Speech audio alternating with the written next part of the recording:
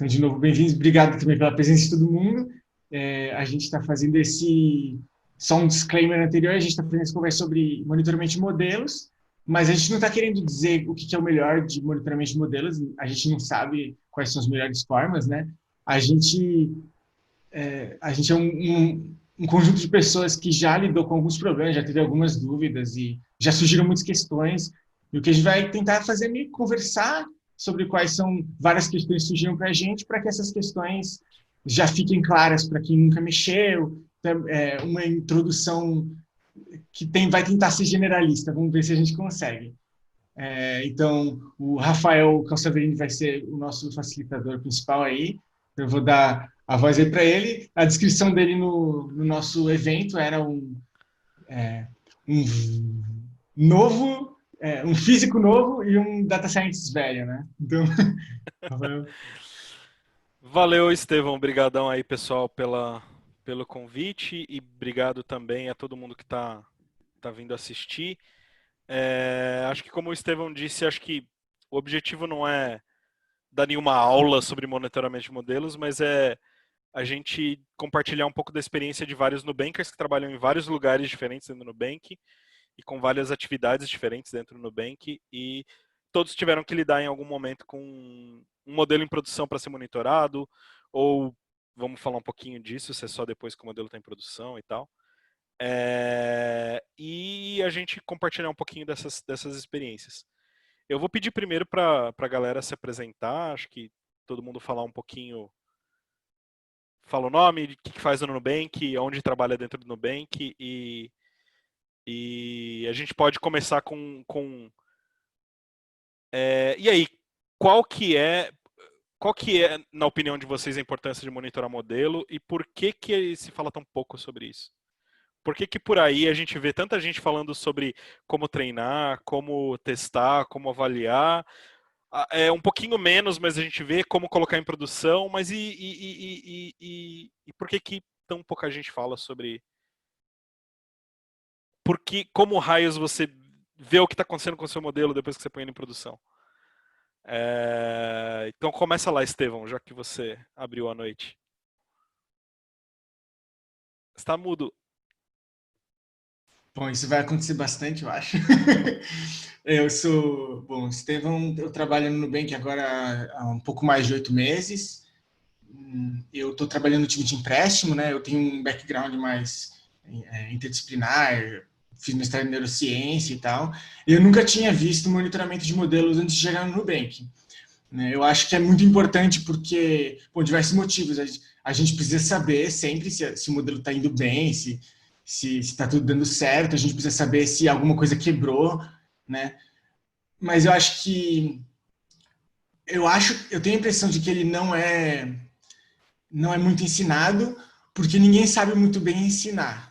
Aí eu estou arriscando aqui, porque tem muitas perguntas que vão surgindo e pelo menos nessa entrada, a gente vê várias formas diferentes de fazer coisas parecidas e algumas coisas funcionam melhor, mas não parece ter um estado da arte claro e alguém que vai dizer se é a melhor forma. Eu chutaria que esse é um dos motivos de não ser tão ensinado. Legal, valeu, obrigado, Estevão. Vamos prosseguir aí na ordem das pessoas que estão na minha telinha aqui. Kaique, você pode se apresentar e dar a sua opinião aí. Beleza. Tá. Bom, eu sou engenheiro de Machine Learning aqui no Nubank. Eu tô, acho que há uns 2 anos e meio. Já trabalhei em squad de crédito, então tive bem mais próximo dos modelos em produção. No último ano eu tenho trabalhado em um squad que a gente chama de squad horizontal, então o objetivo é bem mais de suporte e construir as plataformas de machine learning, né? Então, hoje o meu trabalho é muito mais em construir ferramentas que permitam os outros cientistas de dados colocar monitoramento, colocar modelo em produção. E aí, respondendo a sua pergunta, eu acho que monitoramento de modelos é, de certa forma, bem parecido falando de software, né? Bem parecido com monitoramento de serviços e de software rodando em produção, que você também não vê muito ser discutido, né? Então, sei lá, você vai em qualquer evento de tecnologia, você pode até ter algum tópico que fale de monitoramento de sistemas, mas vai ser tipo, sei lá, 2 palestras. E todas as outras vão estar falando em colocar coisa em produção, em tecnologia nova. Então, acho que é bem parecido, né, nesse sentido. E acho que é isso, chama bem menos a atenção, né? Acho que é um assunto bem mais burocrático, assim, do que colocar a coisa em produção. É bem mais divertido, né? Você vê teu código rodando do que você só olhar para as métricas do teu código rodando. Então, acho que esse é um dos motivos. E o que o Estevão falou, né? Não é tão escrito em pedra, assim, a forma que você monitora. E talvez tenha um pouquinho também você tem um domínio, né? Então, talvez na forma que você monitora tem muito do teu produto e que perguntas você quer responder, esse tipo de coisa. Então, talvez a galera não se aprofunde muito por isso.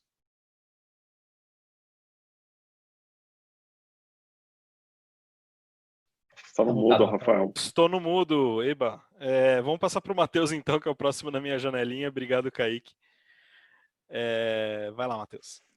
Beleza, então, meu nome é Matheus, sou analista de negócios no Nubank, fiz engenharia elétrica, demorei um tempinho para me formar, mas isso é outro assunto.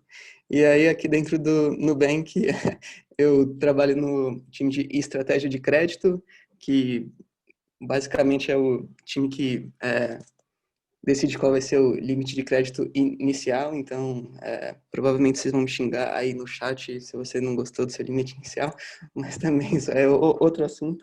E falando de monitoramento de modelos, de um ponto de vista mais de negócios, né?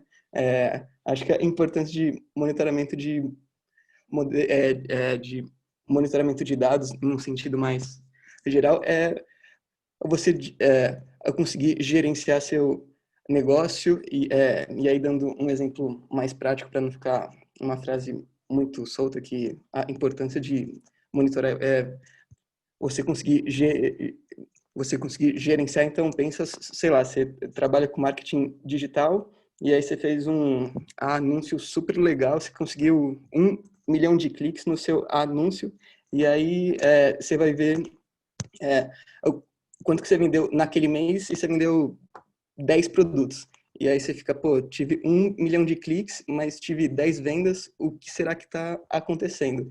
Então, a importância aí do monitoramento seria, nesse caso, fazer um funil de conversão, né? Ver, poxa, será que a pessoa está clicando no anúncio e chega no site e o site não tem uma usabilidade legal? Será que eu tenho que contratar um designer para fazer um teste AB para melhorar meu site? Ou senão, putz, será que o meu preço está muito descolado dos concorrentes? Preciso fazer uma pesquisa aí de precificação, ou senão, nossa, meu site está lindo, o preço está ótimo, mas na hora que eu vou fazer a compra, ali na hora de colocar os dados do meu cartão de crédito, putz, deu um erro, porque a parte de engenharia não está bem configurada ali na parte de fazer os pagamentos. Então, a importância do monitoramento aí, em um sentido mais amplo de negócio, é justamente você saber onde você vai atacar para tentar otimizar seu tempo e, nesse caso, conseguir vender o máximo de produtos e fazer essa conversão do número de cliques chegar lá no final, que é a venda de produto. Então, acho que essa é uma introdução geral aí sobre monitoramento, de um ponto de vista de negócios. Valeu, Matheus. Obrigado. Vamos para o Sadi, então, agora. Sadi, se apresenta, fala a sua opinião. Ô, Rafael, valeu. Meu nome é Sadi, eu trabalho no Nubank já tem 1 ano e meio, 1 ano e meio mais ou menos. Eu entrei na área de collections inicialmente, mas há mais ou menos 1 ano já eu estou na área que lida com a parte de contatos do cliente, né? Então, principalmente lidando com algum modelo que dá alguma resposta automática no chat ou faz algum tipo de roteamento dos clientes aqui internos com o agente, né? Esse match do que o cliente disse com o que o agente sabe resolver. Então, eu me formei em Ciências Moleculares, que é o curso não tão comum assim da USP. É o curso secreto E eu acho da USP. que... Curso secreto, isso. E Eu acho que tem duas coisas legais de levantar sobre o monitoramento. A primeira que todo mundo já falou, né? Ele é muito dependente de domínio. Então, por exemplo, tem situações em que o seu modelo está overfitado para os seus dados. Pode até fazer sentido para a aplicação que você está usando o modelo. Então, tipo, é isso. É uma coisa que é considerada ruim, né, do ponto de vista teórico. Mas na prática não machuca tanto a decisão que você está tomando, eventualmente. E a outra coisa é que é muito, muito difícil de você fazer qualquer validação online, ou digo, validação offline, ou algum tipo insight offline que você vai tirar de monitoramento. Tipo, você vai ter que imitar como que seu tráfego vai ser, como que o mundo vai estar. E, tipo, imitar o mundo é muito difícil, a ponto de que é mais fácil só colocar coisas no mundo e ver como que elas se comportam. Então, acho que o monitoramento vem muito daí. Legal, valeu, Sadi. Vamos para Tatiana. E aí, Tatiana, se apresenta e Olá, conta a pessoal. sua história do monitoramento. Eu sou a Tatiana, trabalho no Nubank faz um pouco mais de um ano. Antes disso, trabalhei em consultoria e antes disso me formei em estatística. Então, sou um pouquinho mais assim, tipo um curso mais da área, por assim dizer. Nem tanto, mas só um pouquinho. E trabalho junto com no mesmo time que o Matheus, de estratégia de crédito. Então, basicamente, bem próximo a vários modelos de, assim, de grande escala que operam em tempo real.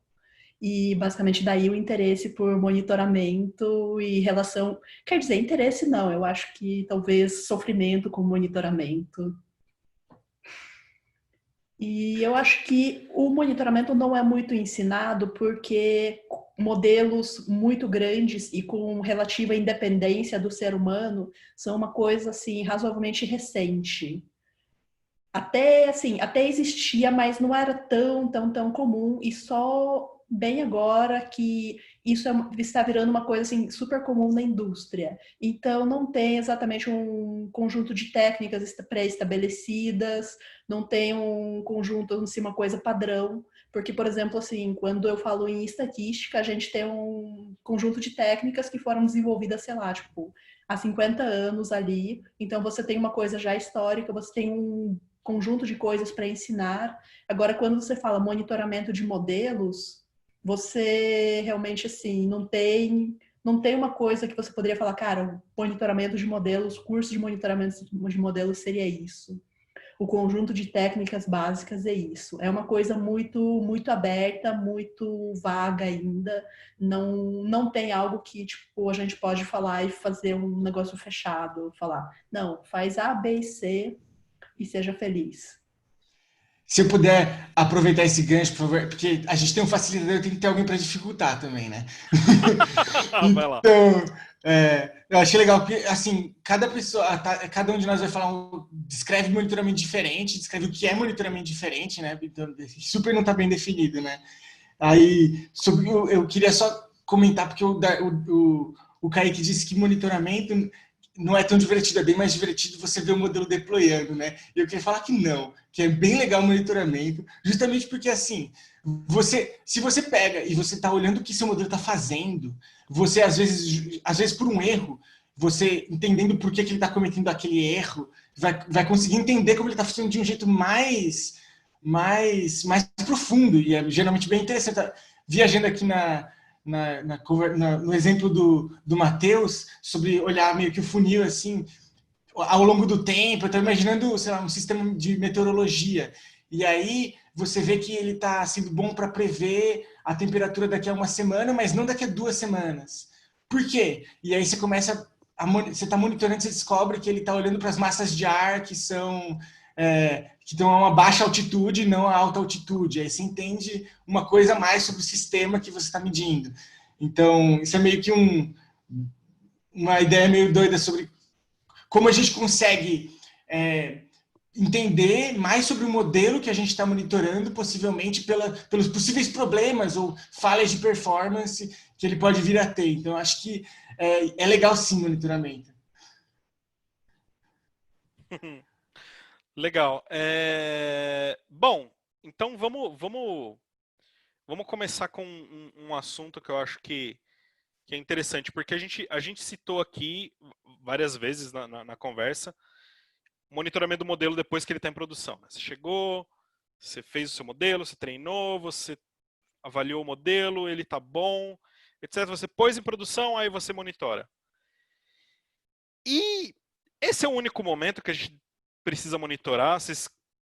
Vocês conhecem alguma situação em que você teve que se preocupar com monitoramento de dados ou monitoramento de alguma coisa relacionada a você fazer um modelo de machine learning, só que ela aconteceu antes do deploy? Para mim é uma coisa assim que já vi acontecer várias vezes e começar a monitorar os elementos, por exemplo, começar a monitorar as features que entram no modelo antes do deploy do modelo, mesmo antes de completar o modelo, talvez antes de treinar o modelo, é uma boa forma de debugar possíveis erros de feature engineering, alguma coisa de código que não foi feita do jeito que a gente queria, alguma diferença entre consumo, por exemplo, um backfill de dados e o consumo online de dados, se a gente consome dados online. Então, toda uma série de pequenos bugs ali na sua pipeline de dados, desde o consumo de dados até o processamento de dados para entrar no modelo, que você consegue debugar fazendo monitoramento. Inclusive, a gente conseguiu consertar várias coisas assim recentemente. Mais algum comentário sobre isso? Eu podia até aproveitar esse gancho para puxar aqui uma pergunta da plateia. Que o Luiz está perguntando aqui. Vocês já se depararam com problemas de concept drift? Né? Então, concept drift, para quem não está ligado aí, é você perceber que os seus features estão mudando ao longo do tempo e que talvez o seu modelo não foi treinado ou não está preparado para enfrentar esse modelo. Mas eu acho que até a gente se deparou com problemas de concept drift antes do modelo estar pronto, né, Tatiana? Vocês poderiam falar um pouco sobre isso? Tipo, tanto antes quanto depois do deploy, você está olhando para a sua população e aí, meu Deus, a população mudou totalmente, o que eu faço agora? E como detectar e o que fazer depois de detectado, né?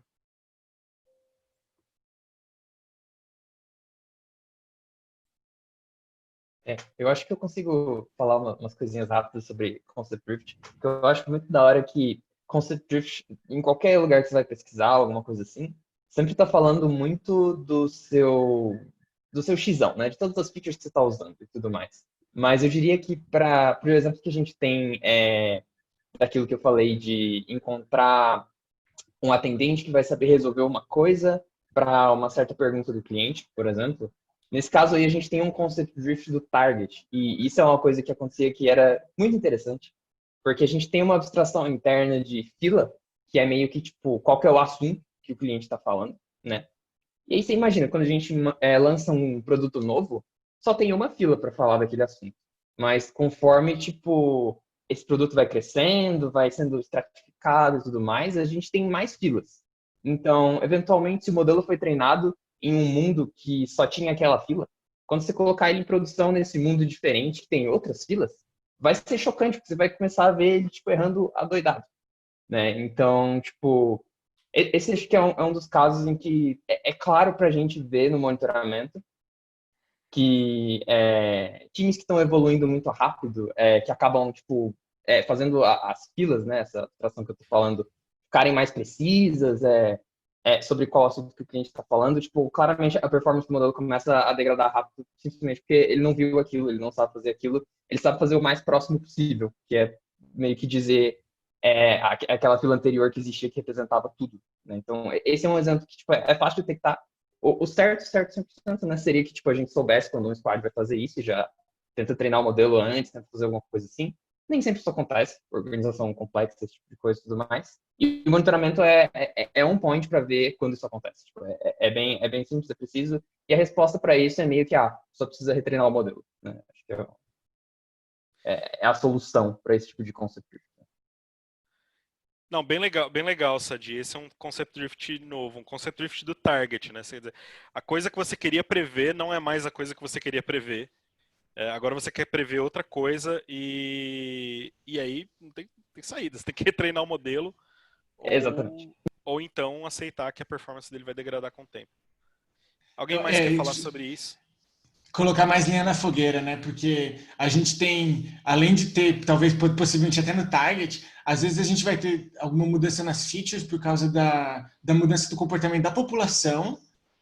Então, a população que existia lá, de repente, está mudando a forma como ela compra ou como ela usa o aplicativo. Ou, às vezes, pode ser por causa de uma mudança no aplicativo. Então, o aplicativo mudou e todo mundo vai agir diferente na relação com o aplicativo, e aí a gente está capturando, de alguma forma, alguma feature ou alguma. E aí não é porque a população está mudando, é mais porque o aplicativo mudou.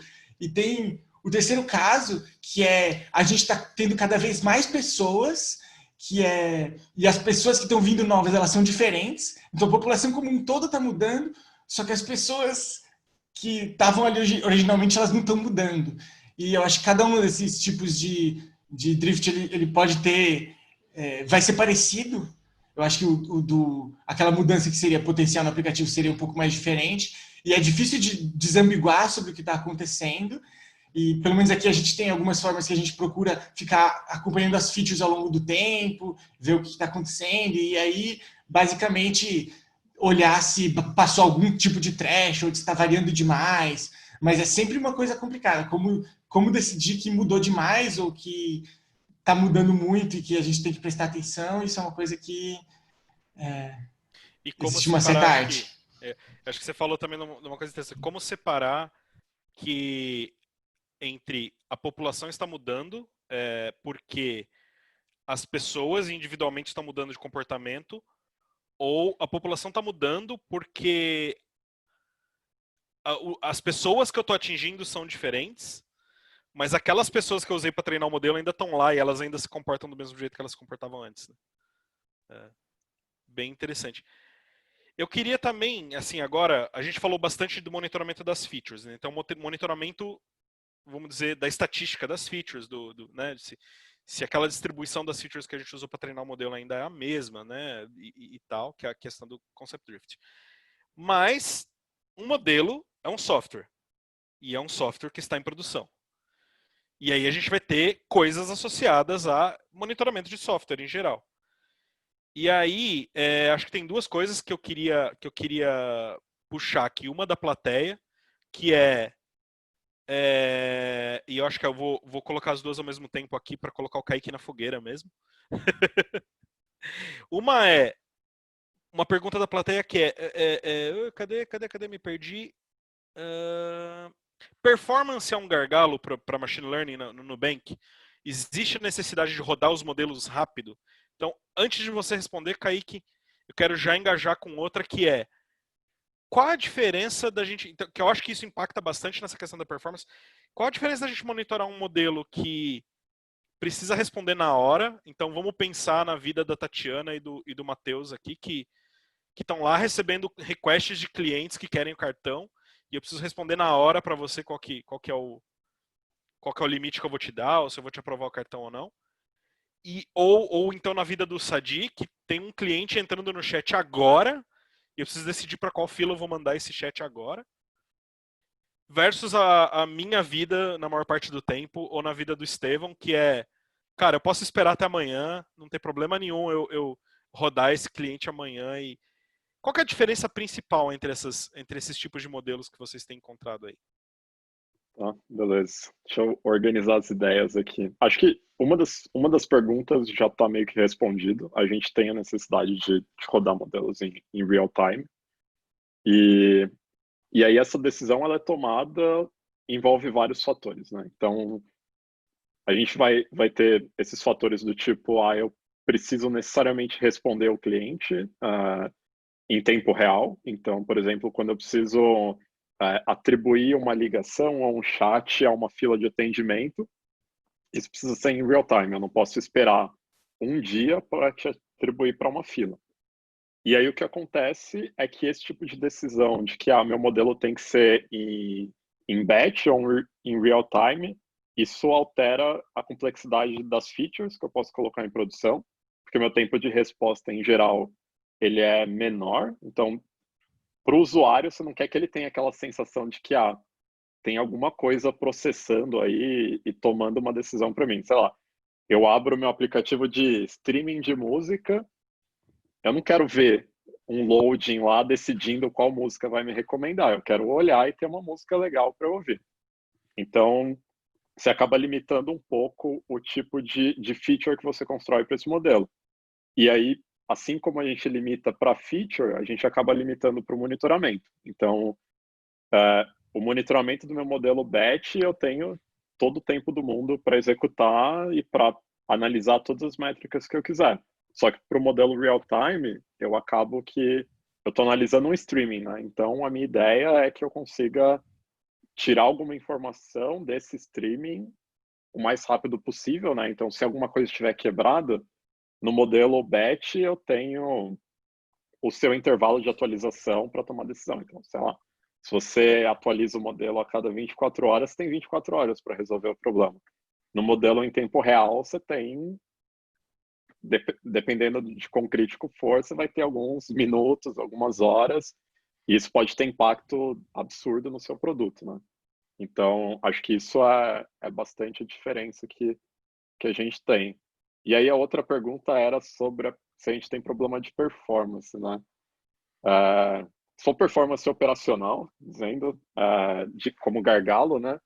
A gente... Eu não vou falar que a gente tem, que a gente sofre muito com isso, porque basicamente tudo que a gente tem roda na nuvem e hoje meio que recurso em nuvem para boa parte dos problemas que a gente está resolvendo é praticamente ilimitado. Então, em algumas situações, basicamente para resolver o problema, o que a gente vai fazer é coloca uma máquina maior, coloca mais máquinas no cluster, mas tem alguns problemas que a gente vai ter que tomar pegar uma estratégia melhor. Então, sei lá, acho que o maior exemplo são modelos em tempo real.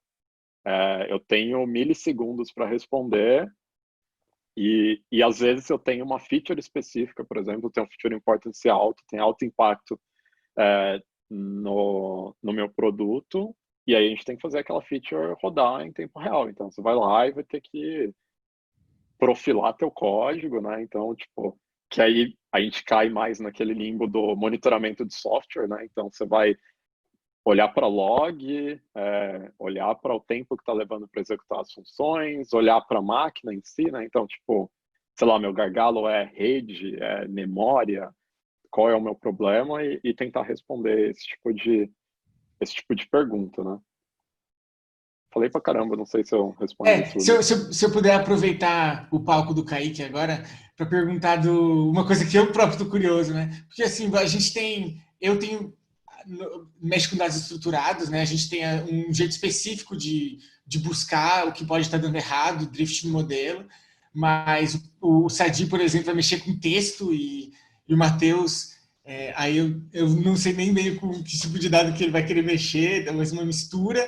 E como é que você faz para fazer uma biblioteca e para fazer com que para que consiga ao mesmo tempo lidar com as necessidades dos mais diversos DS para facilitar e BAs para facilitar a vida deles e de uma maneira que funcione, que fique organizado para isso se faz, é possível? Eu vejo o Kaique chorando. É uma boa pergunta. Então, acho que a gente meio que está nesse momento, né, de tentar entender qual é o melhor caminho para resolver esse tipo de problema, porque a gente tem exatamente essa situação, né? Então, e não só o Nubank, mas qualquer empresa que está numa situação parecida com a nossa. Então, eu tenho vários produtos, né? Então, cada produto tem características muito diferentes. E aí são dados completamente diferentes. Você tem que tratar aqueles dados, talvez, de formas muito específicas. Até hoje, acho que a gente cresceu bastante. No Nubank, a gente tem estrutura de squads e acho que a gente se apoiou bastante nisso. Então, cada squad é meio independente e consegue fazer as coisas ali internamente e resolver aquele problema pontual, né? Só que o que acontece é que a longo prazo isso vai se tornar um problema. Você vai ter, tipo, 1000 pessoas fazendo exatamente a mesma coisa porque cada um está no seu squad. Então, o que a gente tem feito é tentar entender quais são todos esses casos de uso. E aí o engraçado é que, tipo, sei lá, você vai falar com quem trabalha com a experiência do cliente, ao invés de contar uma história longa e, porque os modelos que eu tenho aqui se comportam desse jeito e são diferentes de todos os outros. E aí cada squad que você vai conversar vai contar a mesma história. Tipo, não, aqui é ultra específico, não dá para generalizar. E aí o exercício maior que a gente tem é tentar capturar cada pedaço do que essa galera toda está falando e tentar criar as abstrações. E é muito... eu acho que eu nem falei muito disso no começo, mas eu trabalho exatamente, né, eu tenho trabalhado no último ano exatamente com monitoramento. E aí o exercício está sendo exatamente esse. Óbvio que no Nubank a gente resolve, sei lá, 80% dos casos é dado tabular numérico. Então é muito... Não vou falar que é muito simples, vai, porque eu ia estar enganando eu mesmo, mas é um pouco mais genérico, né? E aí a gente tem os outros casos que a gente tem que tentar adaptar. A gente ainda não adaptou, né? Então é um exercício que a gente tem feito. Eu dei uma sabonetada na pergunta, assim, mas é basicamente isso. Eu acho que eu vou aproveitar para puxar esse assunto. A gente falou um pouquinho de monitoramento de feature no começo, e aí acho que, sei lá, a gente pode entrar em o que a gente olha. Tem até perguntas assim aqui na plateia, né? Que métricas a gente usa para monitorar, por exemplo, features numéricos, como o Kaique falou, ou que tipo de monitoramento a gente usa. E aí depois eu queria especialmente mandar para o Sadi como raios a gente monitora features quando o seu modelo está tratando como texto como input. E aí, quem quiser começar sobre monitoramento de features, né, das métricas, pode começar, e depois eu queria especialmente a participação do Sadi nessa parte do texto. Algumas métricas genéricas, tipo monitorar a média ou mediana, monitorar quantis de features direto. Também tem algumas métricas de comparação, então, por exemplo, monitorar a distância da distribuição das features que você tem no momento em relação ao que você tinha no treino. E, de modo geral, assim, para variáveis categóricas, a distribuição por categoria, mas dependendo da sua necessidade, isso pode variar muito. Por exemplo, se você lida com uma coisa que pode ser, de alguma forma, assim, tem algum fator pequeno específico que pode afetar o seu modelo. Por exemplo, você lida com um caso em que usuários podem fraudar ou exploitar de alguma forma o seu sistema. Você bem provavelmente vai ter uns monitoramentos específicos, tipo, eu quero para essa variável, eu quero monitorar esse quantio aqui, porque esse quantio aqui é mais crítico, então eu quero olhar só para a distribuição específica dos dados nessa região. Adicionando um pouco aí o que a Tati falou e dando um contexto mais de métricas de crédito, o lado analista de negócios que eu converso com Data Science e Machine Learning, basicamente o dia a dia beleza, a Tati fala, dado uma a quantidade de clientes, qual é o nível de risco deles, e aí o papel aí do analista de negócios beleza, dado o nível de risco desse cliente, quanto será que em X anos ele pode trazer de receita e de custo para o Nubank, dado esse nível, beleza, quanto será que eu dou de limite inicial para ele? E aí um desafio que a gente tem aqui no Nubank é bem parecido com o que está muito na mídia agora, de como que você investe, a Selic caiu, está bombando de gente investindo em ações e basicamente o desafio que a gente tem aqui em estratégia de crédito será que eu aprovo uma pessoa e dou R$1 milhão de limite inicial para ela, ou seja, eu vou ter um perfil super arriscado, mas provavelmente se der tudo certo, beleza, o Nubank não vai falir, ou será que eu tenho uma estratégia de tentar dar R$ 100 de limite para várias pessoas? Será que eu otimizo o retorno por pessoa ou o número de pessoas?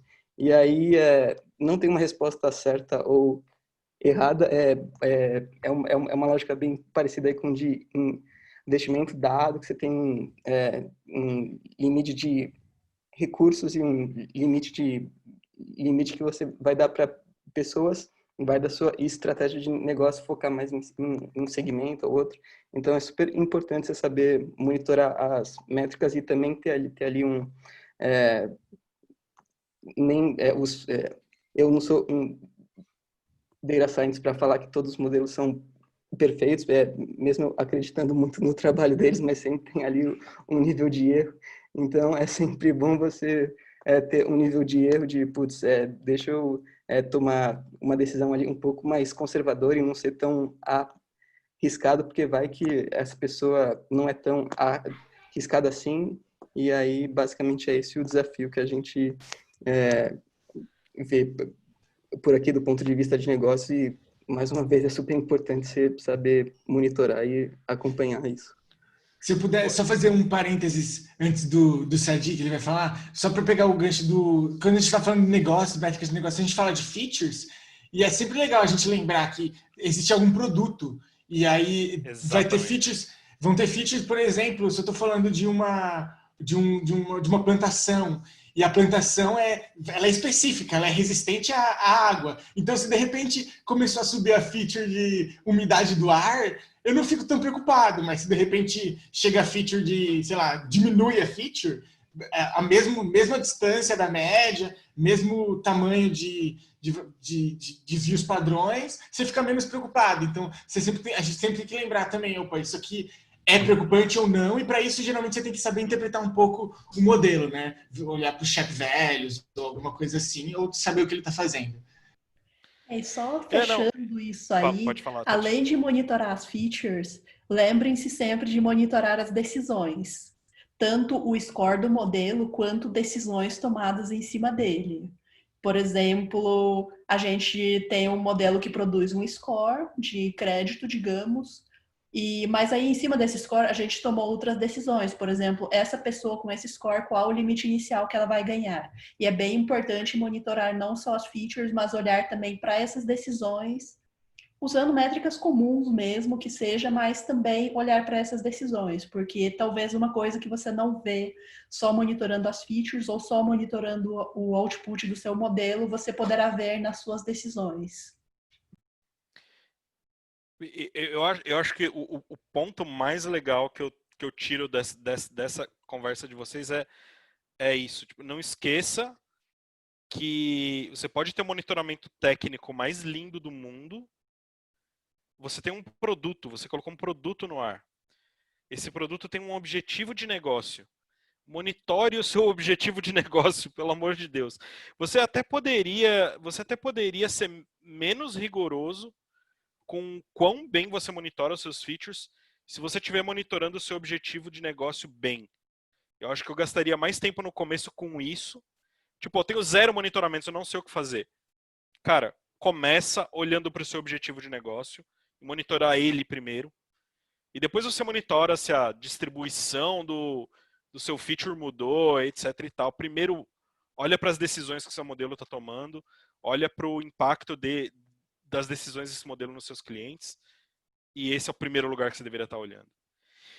Mas, Sadi, chegou o momento da gente falar como é que raios eu monitoro um modelo que o input dele é texto, cara. Eu estou muito tempo curioso disso. Então, calma lá. Eu vou pegar o gancho que você falou, que o que é mais importante de você ver é a decisão que você está tomando. E eu vou te dizer que por um bom tempo, tipo, os modelos que a gente tinha de texto aqui, eles eram exclusivamente... eles não tinham as facilidades que existem hoje em dia, por exemplo, de fazer diagnóstico de importância com deep learning, por exemplo. Tipo, hoje já tem umas técnicas boas em que você consegue, tipo, dado uma sentença, ver por que uma decisão foi tomada no nível da palavra. Tipo, teve mais importância para esses caracteres aqui, teve menos para esses, né? Mas antes disso, tipo, quando a gente tinha modelos que eram, tipo, era modelo de árvore comum. tinha umas features extraídas do texto e tudo mais, mas isso tudo caía no modelo de árvore no final. No final, o que interessava era a decisão que ele tomava. Então, eu acho que um exemplo bom que acontece tipo, os nossos modelos de texto, esse de classificação do que o cliente estava falando, né? Eu acho que eles existem num certo mundo, mas às vezes tem um evento externo que, sei lá, eu não previ, que aconteceu, e aí, tipo, um monte de cliente entrou em contato usando uma palavra ultra específica que não existia em lugar nenhum. Então, tipo, esse tipo de coisa, assim, é complicado, é difícil de você querer dar uma interpretação a nível de feature, de, tipo, vou calcular qual que é o tamanho do vocabulário, ver como ele mudou, vou tentar ver o histograma das coisas. Tipo, isso tudo é possível, mas é muito difícil de criar o alarme em cima disso para, tipo, detectar essa anomalia.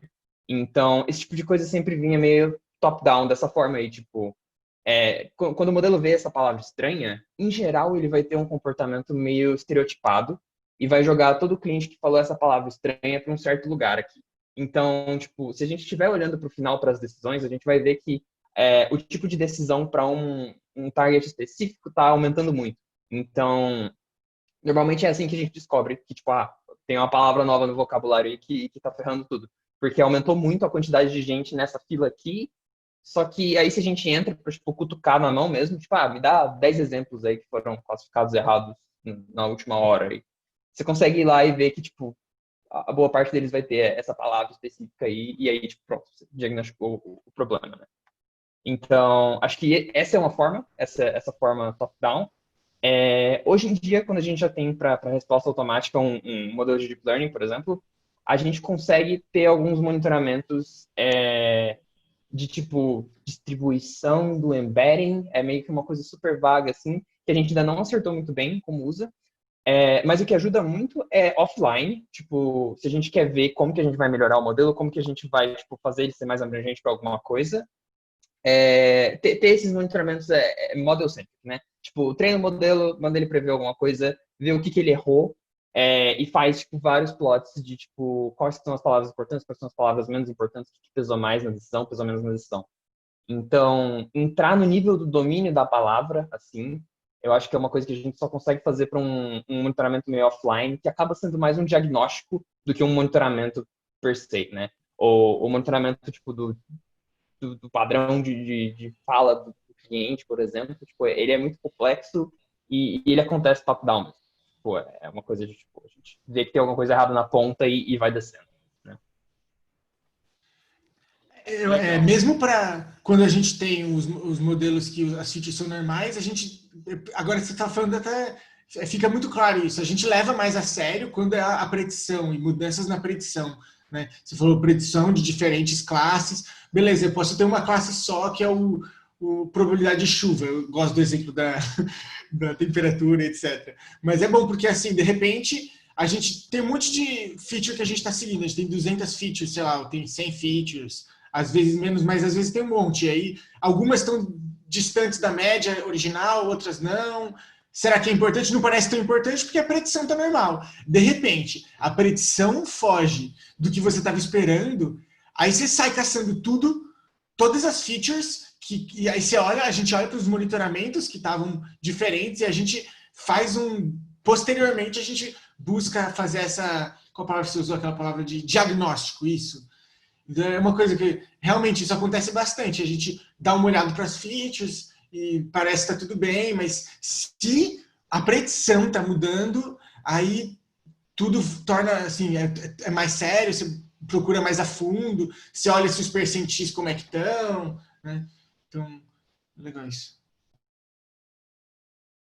E aí, eu queria, numa forma bem menos suave, fazer uma mudança completamente 180 graus de assunto.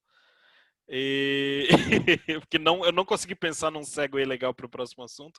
Mas tem uma pergunta que apareceu 38 vezes aqui na plateia, então eu acho que é uma boa a gente abordar esse assunto. Várias pessoas estão perguntando quando que eu sei que está acima do aceitável? Quando eu sei que, cara, é hora de retreinar esse modelo, não dá mais para aguentar. Ou existe p-value maior do que não sei o que lá. Sabe, existe um ponto que todo mundo concorda, está na hora de trocar o modelo? Ou, cara, isso depende de fatores de negócio, como é que é? E aí tem até uma pergunta específica do Anonymous Attendee. E se operacionalmente foi inviável retreinar o modelo, como é que eu faço? Né? Tipo, qual que é o custo de retreinar o modelo? Isso entra na conta também? E aí eu queria jogar essa para vocês e deixar vocês brigarem com essa pergunta. Eu acho que eu posso responder a parte de o que fazer se é inviável retreinar o modelo, porque, assim, para a gente é quase sempre viável retreinar o modelo, então a gente não tem muito disso, mas em consultoria trabalhei bastante com problemas desse tipo, e uma coisa que você pode fazer é corrigir a sua prediction usando dados online. Por exemplo, se você tem um modelo que, não sei, prediz demanda de um determinado produto, e você vê que o shape, o formato da sua prediction está mais ou menos acompanhando o formato da demanda. Só que a demanda é X vezes maior do que você está predizendo. Então, você pode colocar um fator de correção ali e com base em dados recentes e falar, pô, agora a minha predição da demanda é aquilo que o modelo prediz vezes um certo fator. E aí está acertando muito mais. Então, em princípio, você pode ir incorporando dados online ou dados recentes de alguma forma para deixar o seu modelo menos defasado. Mas isso nem sempre funciona, obviamente, para coisas bem complexas, isso infelizmente vai dar um resultado bem triste. Então, mas é interessante essa questão, Tatiana. Então, basicamente, você vai, usando o linguajar do Nubank, assim, basicamente você vai atualizar sua política, já que você não pode mexer no seu modelo. Você vai mexer em como você usa o resultado desse modelo. Sim, eu vou atualizar a nível das decisões que eu tomo em cima do modelo. Bem bacana. E se aí a gente... como que a gente chega nessa decisão, né? Como que a gente decide? Cara, é demais, o monitoramento saiu muito fora do normal, é hora de treinar um modelo novo. Como vocês tomaram essa decisão no passado e como que essas coisas surgem para vocês? Eu acho que dá para falar um pouquinho de como que a gente fez para os modelos de CX, né, de forma geral, de lidar com o cliente. Tipo, no fundo, você nunca vai ter uma resposta boa, 100% fantástica para isso, mas o que a gente sempre monitorava era a performance do modelo dia a dia, né? E a gente tinha logado tipo, quanto que era a performance do modelo quando ele estava tinindo, o mais próximo do possível tinindo, né? Então, tipo, ele acabou de ser treinado com o dado mais recente possível, a gente colocou ele em produção e tudo mais. Então, uma estratégia era ver, tipo, quanto que a gente está perdendo. As métricas que a gente usa tem muito a ver com tempo de atendimento, né? Então, tipo, os modelos tentam fazer os atendimentos serem mais rápidos dos clientes, né? Então, é sempre ter essa conta sendo feita diariamente, de tipo, quanto de tempo de atendimento que eu estou perdendo de não retreinar o modelo, assumindo que ele voltava para o mesmo patamar que ele estava no dia que ele foi treinado. Esse é um assunto meio forte, tipo, não necessariamente isso vai acontecer, às vezes ele pode melhorar, às vezes pode piorar, depende muito da distribuição de dados que vai estar entrando naquilo. Mas em geral isso, né? Tipo, e aí você comparar esse número de tipo, quanto que você perde, quanto que você ganha com esse retreino, com, sei lá, quanto que custa esse retreino, né? E eu acho que muitas vezes isso acaba valendo a pena porque, tipo, sei lá, o custo de retreinar o modelo acaba não sendo tão grande. Você pode até precisar de uma máquina super grande, mas, tipo, com uma máquina super grande, em geral, isso não vai ser uma coisa que vai demorar 4 dias, 3 dias, sei lá. Dependendo do modelo, consegue até ser uma coisa bem rápida. Então, tipo, acho que essa é a forma como a gente meio que tentou fazer as coisas, né? Mas alguém quer falar sobre como tomou essas decisões no passado? Do ponto de vista de custo aí, vocês falaram bastante palavra custo. Acho que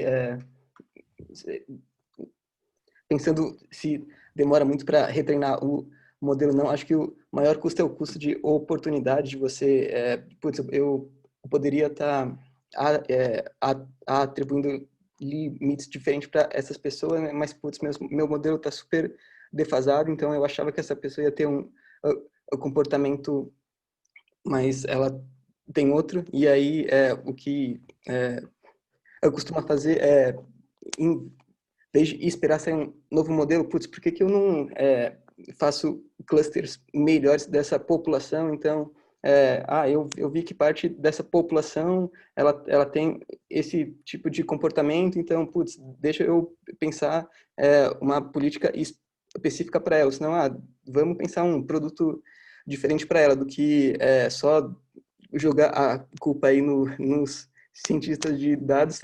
Também tem a parte de negócio de como que às vezes a gente pode otimizar o risco do cliente ou não, tipo, por que que a gente não mexe em alguma coisa no aplicativo, se não tem um outro tipo de comunicação com o cliente.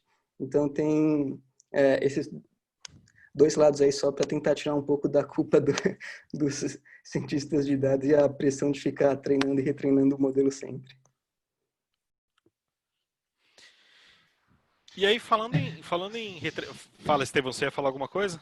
Eu ia pegar só essa a gente está falando de retreinar, eu acho que geralmente a gente retreina depois que você retrena quando dá para retreinar, quando você tem algum ganho relevante, você retreina, né?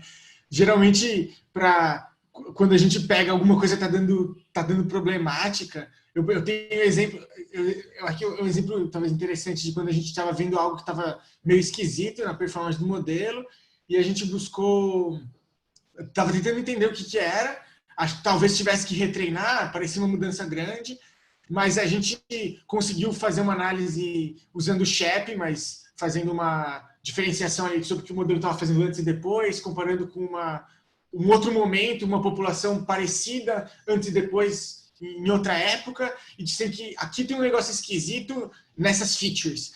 Isso não estava sendo capturado pelo monitoramento das features, o que foi esquisito, mas a gente descobriu que era só corrigir um pequeno lugar no pipeline. Eu acho que essa é mais a regra. Geralmente, quando tem alguma coisa muito esquisita acontecendo de repente, é mais corrigir alguma coisa nas features, no processo de geração da feature, do que retreinar o modelo. Retreinar o modelo é uma coisa, a minha impressão isso, que acontece mais, vai acontecendo, e depois se retreina o modelo, aí retreina de novo, retreina de novo. Retreinar o modelo porque tem alguma coisa dando errado, eu acho que é um pouco menos comum. Mas aí pode ser pela meu pouco tempo aí. Eu daria uma adicionada também acho que também no que eu falei de monitoramento, de quando retreinar e tudo mais, que no caso dos modelos que eu mexo, principalmente, eles vão estar sempre interfaceando com a operação, né? Então, você tem pessoas do outro lado que estão meio que consumindo a saída daquilo ali, tipo, a todo momento. E não tem como eu não mencionar que, tipo, essas pessoas são o melhor monitoramento possível. Tipo, se você fizer alguma coisa errada ali, se você tá, tipo, jogando as coisas para uma fila que não faz sentido e tal, você vai ver as pessoas chegando e falando, tipo, o modelo tá maluco? O que que tá acontecendo? Tem alguma coisa estranha aqui? Então, tipo, isso já foi motivo para querer retreinar, por exemplo, porque, sei lá, aquilo que eu tinha falado do squad especializar as regras, tipo, o squad especializa as regras lá de um jeito, só que um squad muito pequeno, por exemplo, que não recebe tantos tickets, aí ele não aparece tanto no nosso monitoramento, mas as pessoas estão recebendo coisas erradas e estão mandando, tipo, tickets de, me ajuda, o que está acontecendo? Tipo, esse chat está vendo tudo errado e tal. Então, tipo, acho que é um pouco mais de ver as coisas na ponta de novo, assim, só que com um toque mais, tipo, não é numérico, é extremamente subjetivo. Eu tô só vendo o que as pessoas estão falando sobre o que elas estão usando o modelo. Eu acho que isso é bem importante. Eu acho que acho que isso é um ponto que a gente tira uma coisa bem legal, que é, se você está fazendo um produto com seu cliente interno dentro da sua empresa, você tem que falar com ele, cara. Isso, Você exato. tem que falar com ele, cara. Tipo, não deixa de falar com ele. Eu acho que no caso da Tatiana e do Matheus, por exemplo, é mais difícil porque o cliente está lá fora e o nosso jeito de falar com ele é um pouco mais populacional, vamos dizer assim, né?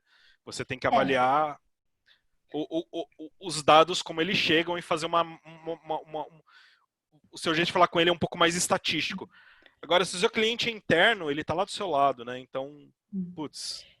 Mas ainda assim, pensando em termos do time, o Matheus é cliente do meu modelo, por assim dizer. Sim. Não é exatamente o cliente final, mas é o cliente que define a política em cima do modelo.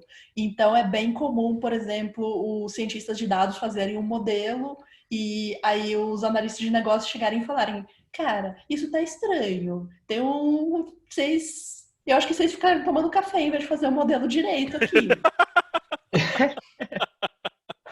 Ai, ai. Tem também os casos do tipo, sei lá, o modelo que a Tati fez falou que para tal grupo de clientes ia gastar aquilo. Aí gasta metade daquilo. Eu falo, pô, Tati, você fez o modelo mal, aí fica dias e dias tentando descobrir, aí passa do lado de alguém de operação e o cara fala, ah, não, é que o cartão de todos os clientes do Nubank não estavam funcionando nesse dia, por isso que o gasto foi super baixo. Então, só levantando aí o ponto que, além de monitorar, é importante você passar o que você está monitorando para outras pessoas que possam ser impactadas, porque se o time de operação viu que, putz, nenhum cliente está conseguindo fazer transação nenhuma, bora espalhar isso para quem possa ser impactado.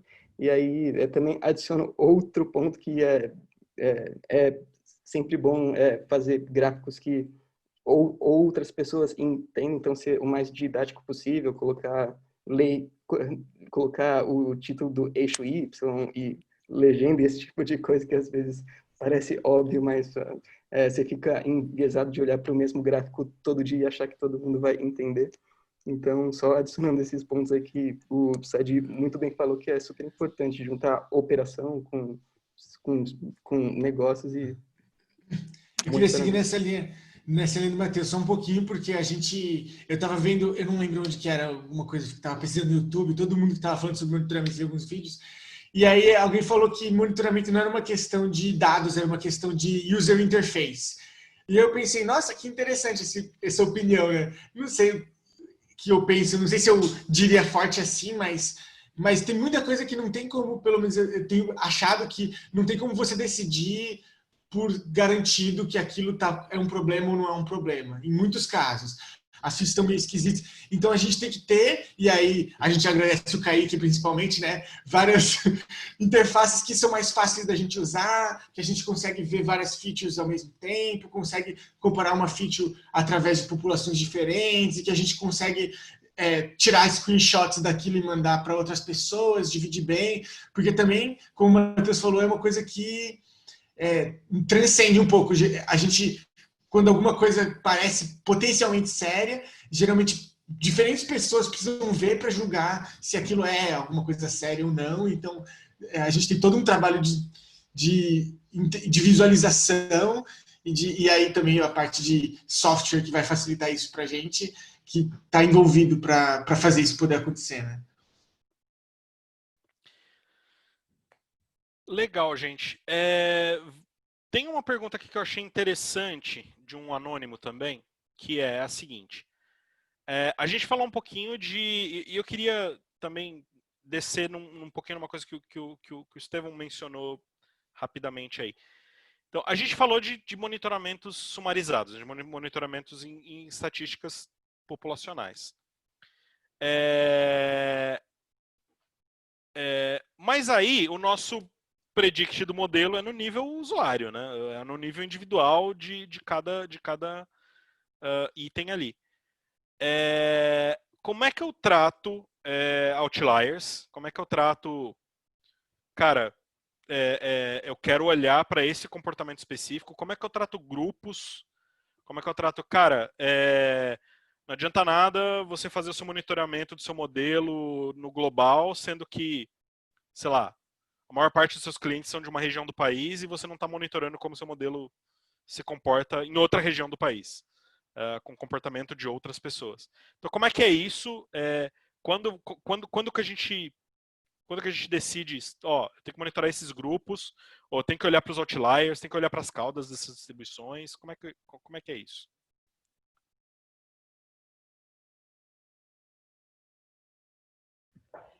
Normalmente eu acho que isso depende um pouco das decisões de negócio, então muitas vezes essas coisas são ditadas por questões de negócio. Então, por exemplo, você sabe que você tem canais diferentes de entrada ou grupos diferentes de pessoas, então você realmente assim, tipo, olha esses grupos. Algumas vezes esses grupos são definidos por problemas anteriores, então, por exemplo, você tem uma feature que quebra bem frequentemente e para um determinado grupo, ou tem um grupo com um comportamento muito instável, então você, depois de você sofrer várias vezes, ter alertas, você meio que foca nesse, você faz um enfoque especial nesse grupo, ou nesse range de valores, ou nessa região. Para outliers e decisões individuais, acho que fica mais a título de investigação individual. Então, por exemplo, de vez em quando ver umas decisões que parecem atípicas. Não sei, em termos de crédito, por exemplo, o parente de alguém diz, pô, eu tenho um histórico bom de crédito, eu tenho meu score no Serasa é muito alto, mas eu não recebi, eu recebi um limite de R$ 200 ali. Por quê? Então aí você vai lá e realmente assim investiga a nível de pessoa. Aí você se beneficia daquele contato direto com o cliente final, seja o cliente, ou seja friends and family, amigos e família. Você meio que consegue esses casos específicos, aí você vai lá e monitora pontualmente mesmo, ver, oh, por que essa pessoa recebeu R$ 200?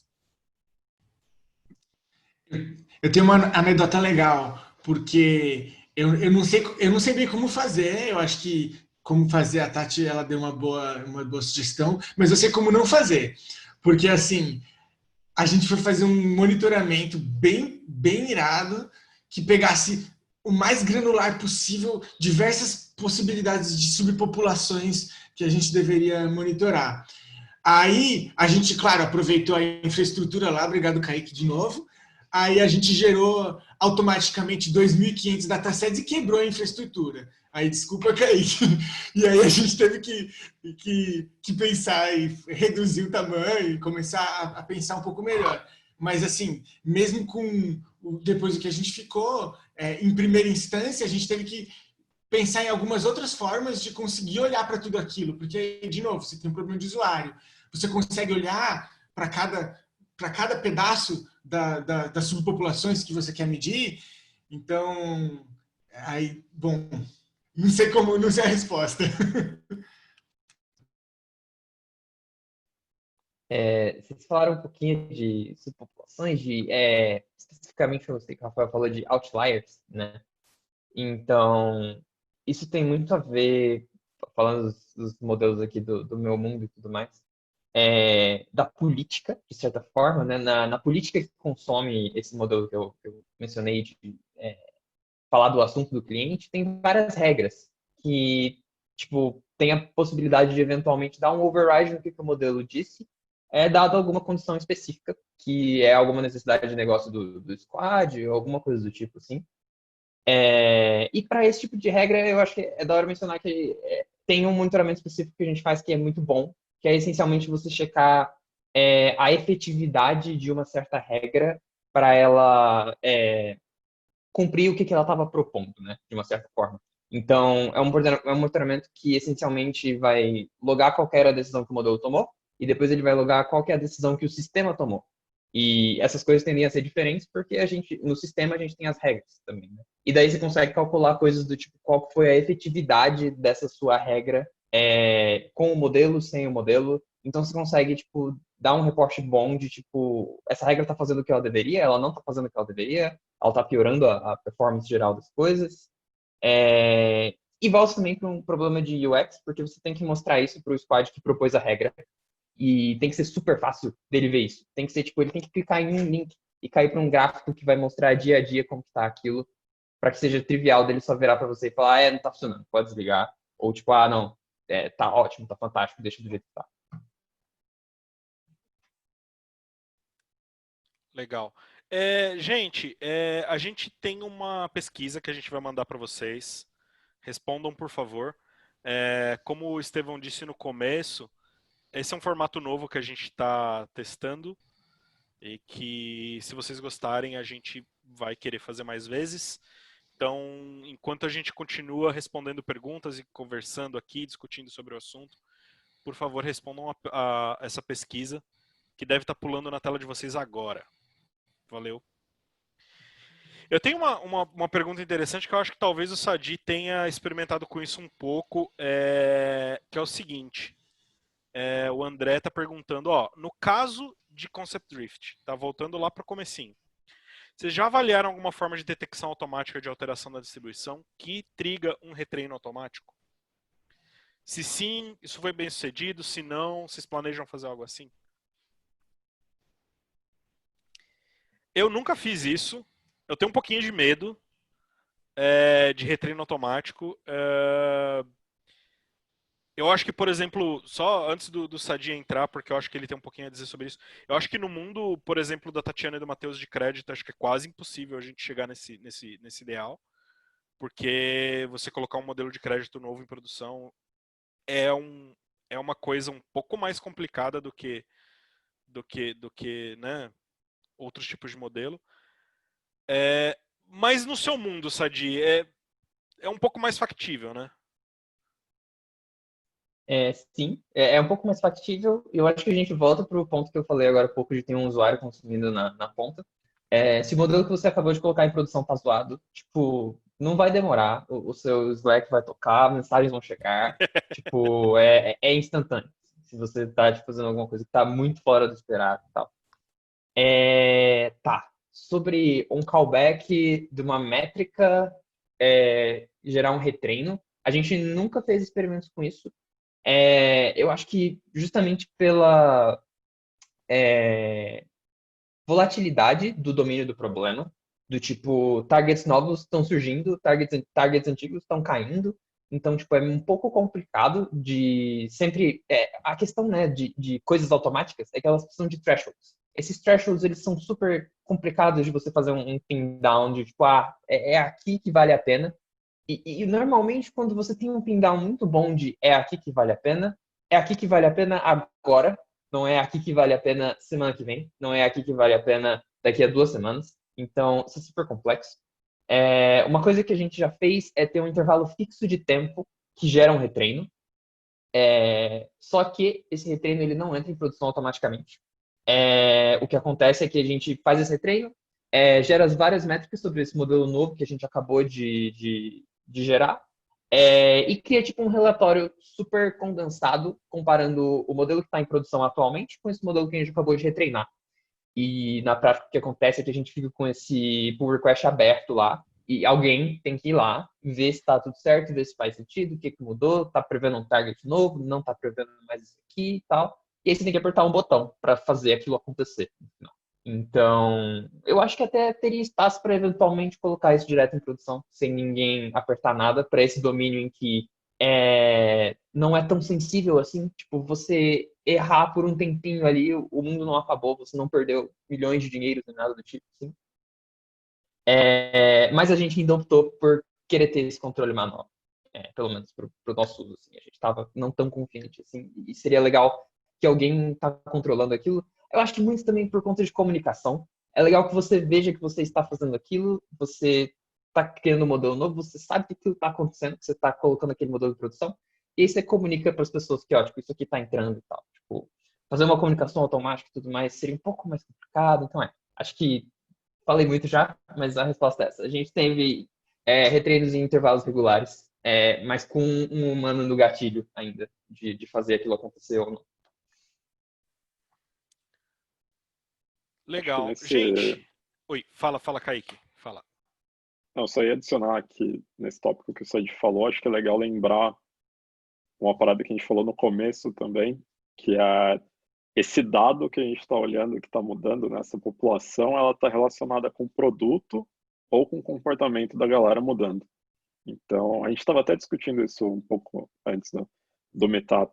E, tipo, talvez interpretar esses dados com o humano é legal para você entender o que está rolando com o teu produto. Então, sei lá, se um botão mudou de lugar e aí as pessoas mudaram de comportamento, então interpretar o que aquilo está querendo te dizer.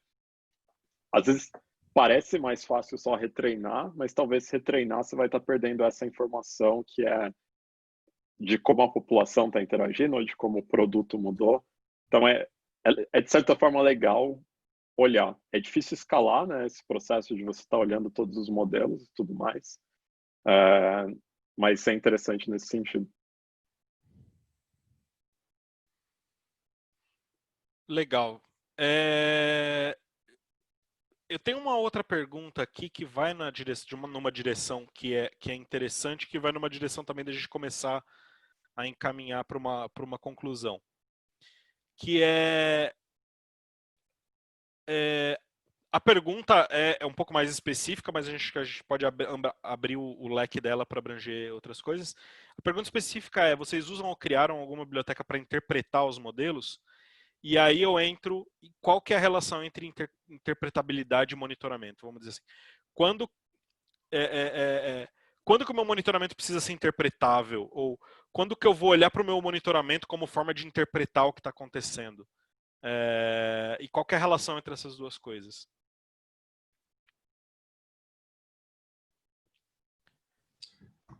Eu posso...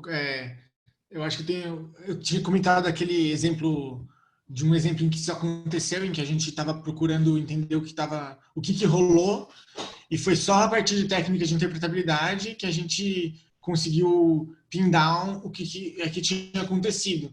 E é louco porque, às vezes, uma coisa uma feature que não é muito importante, você vai falar assim, essa feature não era muito importante para o modelo. Mas a importância da feature depende da distribuição, a importância que você vai falar para o meu modelo. Geralmente você está falando de uma importância média, ou você está falando de algum tipo de interpretabilidade que captura uma coisa só, mas você tem, por exemplo, o shape values que captura para cada instância, então você está falando geralmente de uma média. E se de repente a distribuição da feature muda, uma feature que não era importante se torna muito importante. E aí a gente encontra aquilo lá, peraí, esse feature não era importante, agora está muito importante. E só as distribuições, às vezes, não iam dizer isso só para a gente não ia saber para qual distribuição olhar, mas a gente conseguiu encontrar. Então, acho que a interpretabilidade, ela ajuda a gente a descobrir o que pode estar acontecendo, né? Nesse sentido.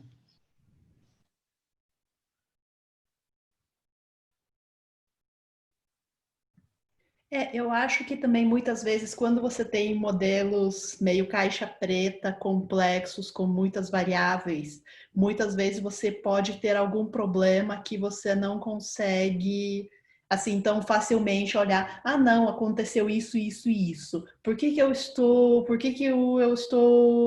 colocando um score muito alto para todo mundo?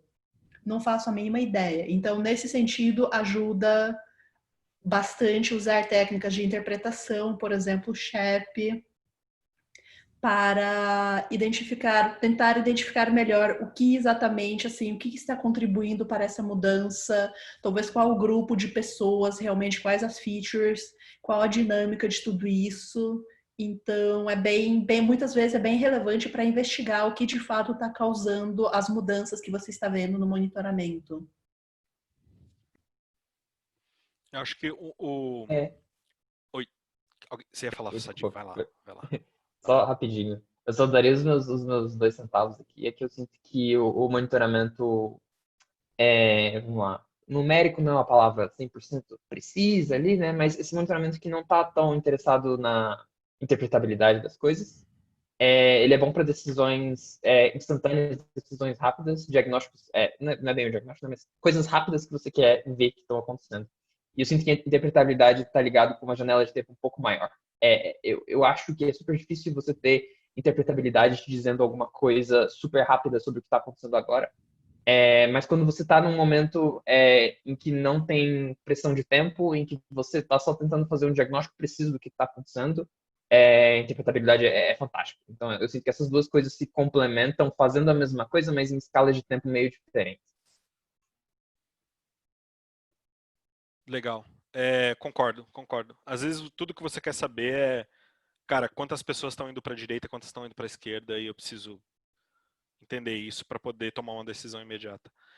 Eu ia complementar, só que eu tenho um caso de um modelo que a gente está trabalhando em que não é necessariamente monitoramento, é mais auditoria. em que interpretabilidade é essencial até por questões regulatórias, assim. Então, tipo, eu preciso ter disponível para cada decisão que foi tomada o que influenciou nessas decisões, porque eu tenho um regulador que quer monitorar isso de vez em quando. Monitorar não, né? Que quer auditar isso de vez em quando.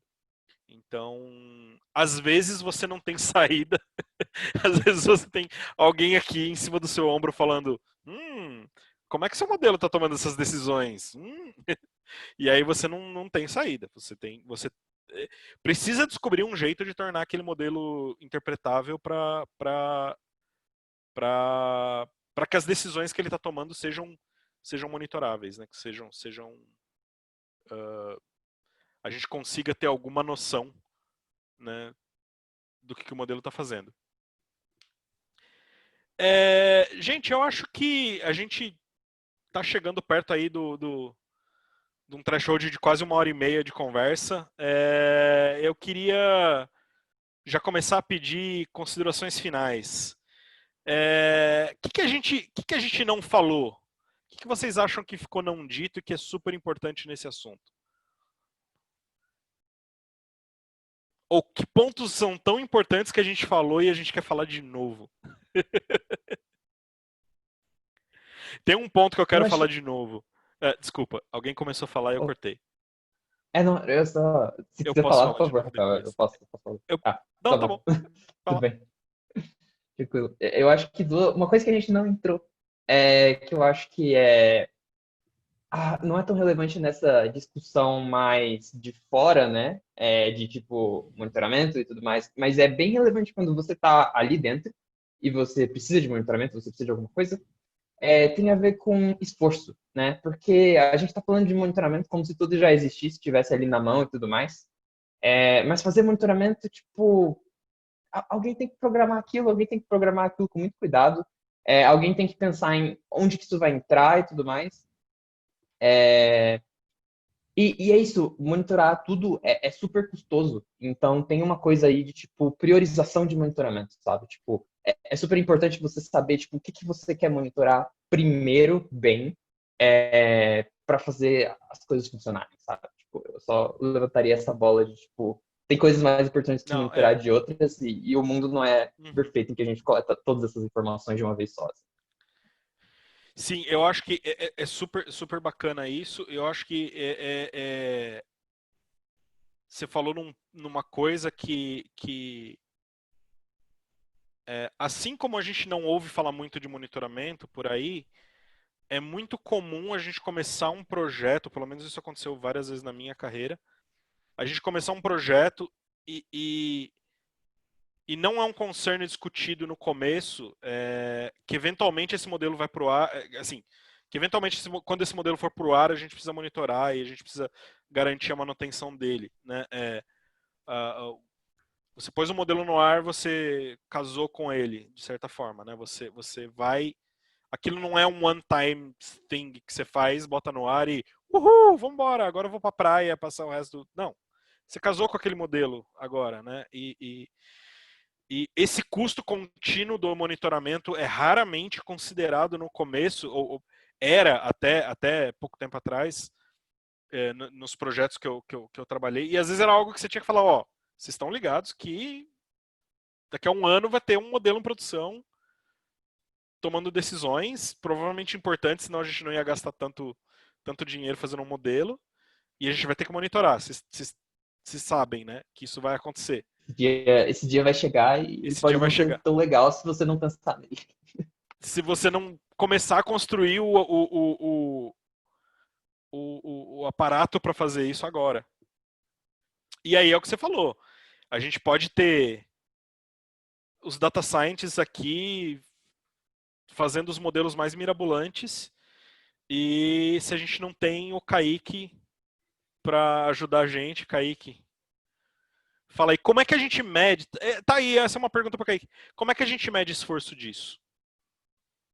Como é que a gente, no começo do projeto, fala, putz, vai precisar monitorar, qual que é o esforço disso, qual que é o software que a gente precisa para isso, qual que é o stack que a gente precisa para isso? Isso é algo que você faz no começo? É uma pergunta difícil. Eu ia falar que acho que a gente deixou passar só esse tópico, né? Acho que tem uma, tem uma parada muito importante de vários pontos que a gente colocou, que é você conseguir traquear, por exemplo, as decisões que foram tomadas, olhar para o dataset de treino, e acho que a gente talvez tenha deixado passar isso. Talvez eu vou prolongar um pouco o tempo, porque eu vou falar muito sobre isso. Mas Fica à é a vontade. parada de que vários pedaços da nossa infraestrutura no Nubank a gente construiu de forma que, por mais que você não monitore teu modelo, você salva alguns artefatos que são importantes caso você queira monitorar no futuro. E isso é bem importante ter em mente. Então, para você não se arrepender depois. É tipo, sei lá, que nem cada modelo treinado nosso, ele tem o dataset de treino atribuído. Então, eu sei qual foi o baseline usado para treinar aquele modelo. E isso é, tipo, fundação do monitoramento. Assim. Se a gente não tem isso, a gente fica meio perdido. E aí, isso em todos os pontos, né, da vida desse modelo. Então, gerou o score, a gente tem que traquear qual score foi gerado, quando foi gerado, qual o modelo que gerou aquele score, e tomou a decisão também, mesma coisa. A decisão foi tomada, eu tenho que saber qual decisão que eu tomei, por que eu mudei, qual era a data e todo esse tipo de coisa. Então, acho que essa é a fundação, né? E aí, a partir disso, você começa a variar as coisas que aí eu acho que você entra no escopo de se eu tenho que monitorar ou não. Então, acho que a gente se baseia bastante nisso, né? Tipo, tem o padrão que todo modelo vai gerar, então todo modelo gera um subset de artefatos lá que é tipo o meu dataset de treinamento, os logs dos parâmetros que foi usado e tudo mais. E aí, a partir disso, a gente tem as outras ferramentas que vão auxiliar na construção do monitoramento mais específico que você precisa. Então, esse é meio o caminho que a gente faz, assim, que acho que é a forma de evitar o esforço, né? Então, tipo, a gente não tem nenhuma surpresa no futuro. A gente sofre muito, obviamente, de, tipo, sei lá, que nem o Estevão falou, eu quero olhar para 2.000 populações. Não vai ser tão simples. A gente não tem hoje ferramentas assim que, tipo, facilmente você monitora essa quantidade de populações. E a gente entende, tipo, talvez isso é uma parada que tem que fazer no futuro. Mas pelo menos esse modelo que eu queria monitorar as 2.000 populações, eu sei qual dado foi usado para treinar, eu sei com que comparar, então algumas coisas eu tenho padronizado. Então, acho que isso é bem legal, assim, tipo, talvez o monitoramento não é crítico para você hoje, mas se você está construindo que a galera fala muito hoje em dia, né, a plataforma de machine learning da sua empresa, acho que é legal lembrar disso. Tipo, loga tudo, salva todo o artefato gerado na vida do modelo, e a vida do modelo começa lá no treinamento. Até diria mais, né, eu acho que a vida do modelo começa na pesquisa, que esse ainda é um ponto. A gente está bem longe de conseguir traquear desde esse momento, mas acho que traqueia tudo, que a hora que você quiser monitorar, nem que você tenha que fazer manualmente, sei lá, jogar algum dado no Excel e olhar, você vai conseguir fazer, porque você tem algum baseline. Acho que é isso. E Kaique, putz, eu acho bem legal que você entrou nisso. O quanto você acha que, assim, não é porque eu trabalho no Nubank, mas eu trabalhei em vários lugares e vi vários níveis de maturidade de coisas. O quanto você acha que a nossa maturidade do nosso monitoramento atual, que é bacana, é bem bacana comparado com outros lugares que eu já trabalhei, o quanto disso vem de coisas do tipo, cara, a gente tem um padrão de projeto para os modelos que a gente coloca no ar, a gente tem ferramentas para treinamento e para deploy dos modelos que tentam meio que homogeneizar como as pessoas definem algumas coisas. Todo modelo tem lá o seu config no arquivo de configuração que é uniforme, que todo mundo usa o mesmo. Todo mundo usa aquela ferramenta para mandar treinar, todo mundo. O quanto que isso possibilitou, facilitou, que para você, por exemplo, construir todo esse aparato para monitoramento é mais fácil. E você acha que isso foi essencial ou não? Essa uniformização de método, essa informação de padrão de projeto, essa uniformização de ferramenta?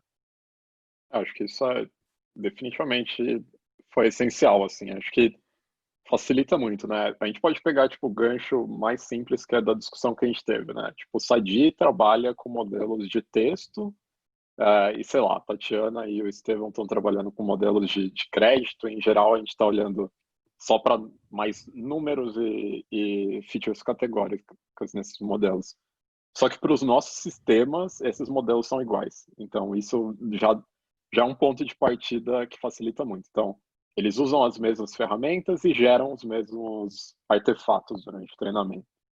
Então, quando eu falo artefatos, é tipo metadado e todo dado que foi usado para treinar, esse tipo de coisa. E aí acho que isso conjunto de treinamento, o canary, todas as coisas que acontecem quando você treina o modelo. E aí essas coisas elas são iguais independente do modelo. Então, inclusive acho que até, sei lá, os modelos que a gente testou de Deep Learning geram também as mesmas coisas. E aí acho que a partir daí facilita bastante a vida, porque a gente consegue construir coisas em cima disso, assumindo. Então a gente tem uns postulados, né? Então eu consigo ter uma série de coisas lá que eu sei que aquilo vai existir, eu não preciso me preocupar para os modelos recentes, né? Porque tem a parada que eu falei, né?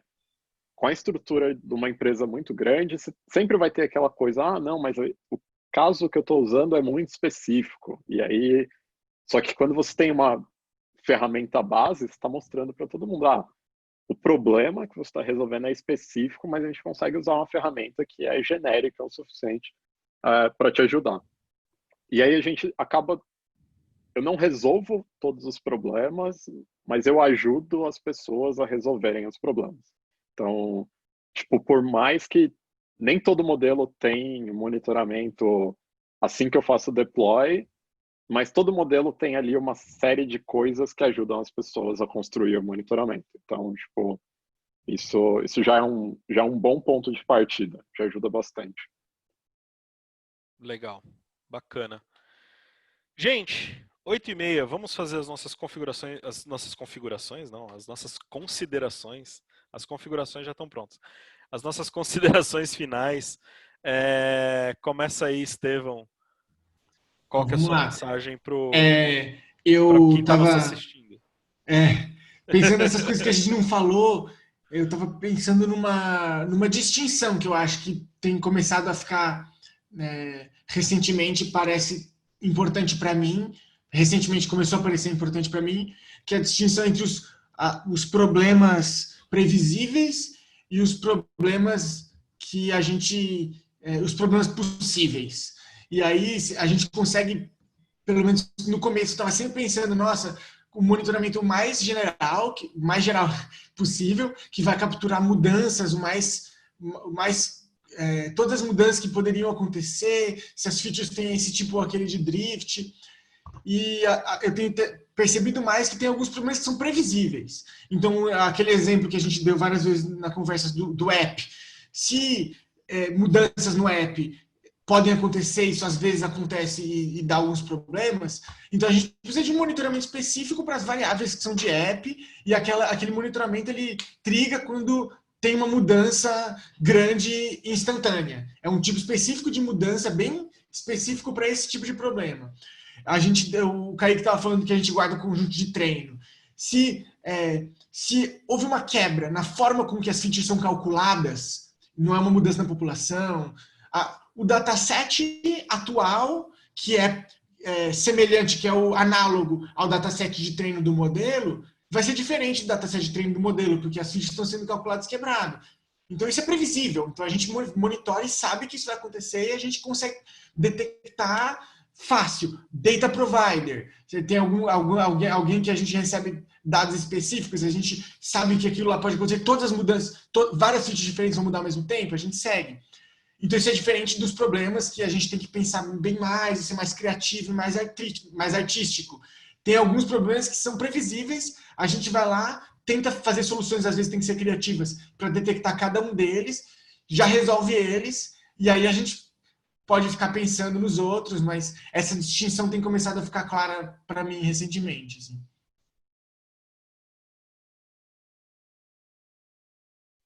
Bacana. Considerações finais, Kaique, acho que eu já falei bastante. Acho que só bater de novo no ponto, eu sempre bato nesse ponto em quase todo meetup que eu participo, que é parada de padronizar código, o quanto isso ajudou o Nubank a crescer e escalar o nosso time de data science. E aí acho que se aplica para monitoramento, etc. Escreva um código bonitinho e acho que é isso. Matheus, manda bala. O resumo que eu queria passar aí é que no fundo, monitoramento é, de certa forma, você saber contar uma história, responder uma pergunta usando dados. Então, pensando em 3 pilares para ser bem prático e objetivo, um pilar super importante é qual pergunta você quer responder. Então, você quer saber qual que é o gasto médio dos seus clientes? Você quer só uma média já basta? Ou você quer dividir por nível de renda, por onde essas pessoas moram? Então, sempre ter em mente e em foco o que você quer responder antes de construir o monitoramento, para você não sair programando e no final se perguntar o que eu estou fazendo. Beleza, esse é um pilar, saber o que você quer responder com aquele monitoramento. Um segundo pilar é ter consistência nos dados. Então, desde, que filtro que eu vou fazer, como que eu vou agrupar esses dados, se esses dados estão mudando ao longo do tempo ou não, se eu rodar essa query hoje vai sair o mesmo resultado que se eu rodasse ontem, sim, não, por quê? Será que tem alguma coisa quebrada? Então, garantir que seus dados são consistentes e a pergunta que você quer responder, os dados que você está usando vai responder essa pergunta. E o terceiro pilar e último aí seria saber apresentar esses dados de uma forma didática. E aí até uma pergunta polêmica, se só você sabe interpretar o que está naquele monitoramento. Esse é um monitoramento bom?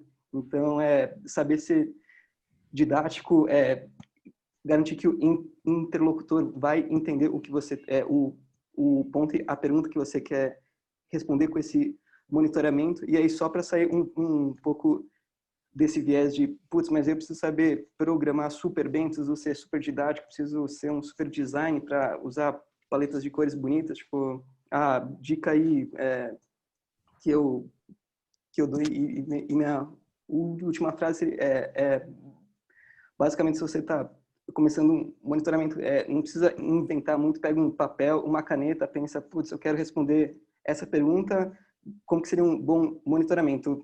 Desenha ali, rabisca, você vai ver que você vai testar e validar 10, 20 soluções, e aí pensando, eu quero o gráfico assim, vou pegar os datasets daqui, e aí você tem até uma lógica mais, uma metodologia agile aí de pegar um monitoramento gigante, dividir em pedacinhos pequenos, e aí você consegue até dividir com mais pessoas do seu squad. Então, esse é meu recado final aí, saber pegar um monitoramento grande e dividir em pequenos pedaços e saber por que você está monitorando. Valeu, Matheus. E Sadi, vai lá, suas considerações finais. Uma frase que código duplicado é mais barato do que código com a abstração errada. Eu acho que dá para fazer um paralelozinho com monitoramento. Puxando para a linha da complexidade de construir sistemas de monitoramento, né? Tipo, não tentem construir sistemas super complexos que monitoram tudo que o seu modelo vai fazer. Às vezes, antes dele estar em produção mesmo. Tipo, tem cenários em que é mais importante que o seu modelo esteja em produção primeiro e ele tenha um monitoramento super modesto ali pelo seu custo de oportunidade, eventualmente, do que você tenha tipo um canhão de monitoramento que no final você vai usar só aquela pontinha dele ali, que era super útil. Então, só isso. Valeu. Tatiana, sua vez.